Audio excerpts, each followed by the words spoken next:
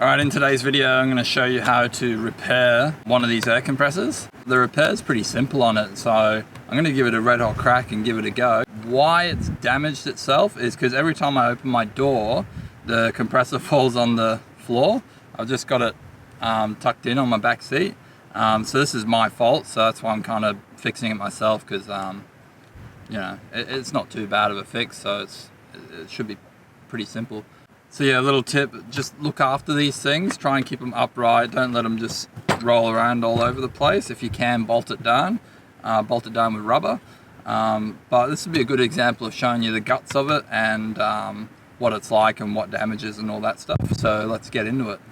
What you're going to need is a toolkit, mainly just a set of Allen keys, as well just a cheap pack of feeler gauges, stainless steel, and I'll show you why in a minute. So let's get into it. The first thing we're going to do is just unscrew these 4 screws, the Allen keys up here, and that should expose a fair bit of it.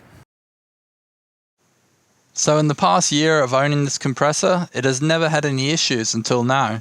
Most 12 volt compressors are designed this way and will share the same weak point if handled roughly like I have. My previous supacenter compressor never had this issue, but it had major problems electrical wise to the point where I had to remove the on-off switch and bypass the thermal overload as they had failed. I thought this one would do the same, however I have never had any issues electrically, which is great. Alright, so I'm going to use the 0.8, I don't know if you can see that, sorry, 0.008 or 0.02 millimeters, and we're just going to cut it similar to that one. Don't want to cut it too short.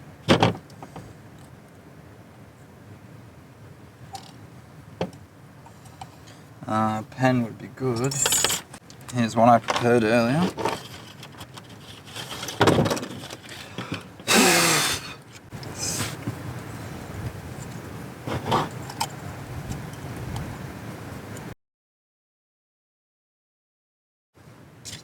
So you just want to mark it where you want to cut it.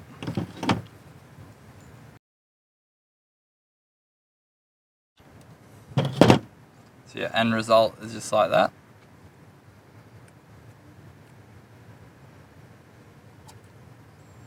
Make sure it covers the hole.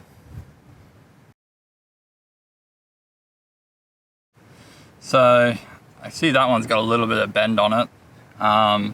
But the suction and the pressure should pop that up and down, so I'm not too worried about there's no bend on it or not.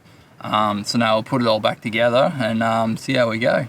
At this point, guys, just replace both of the fins, as the other one failed not long after this one. Here we go.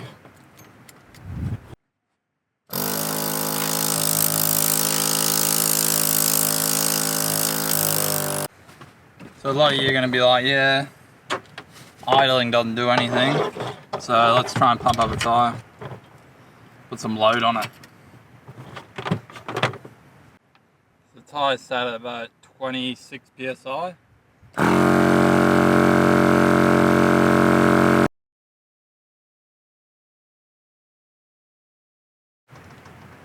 And we're up to 42, so pretty happy with that.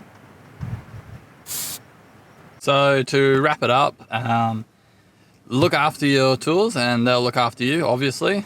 In this case, I didn't look after my gear, so that's what let me down.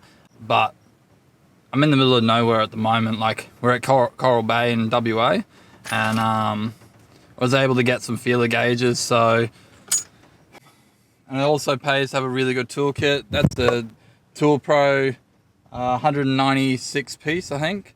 And that's got everything I needed to do the job, so really happy with that. Yeah, happy days. I can pump up now and carry on with my ways. Cool. Cheers, guys.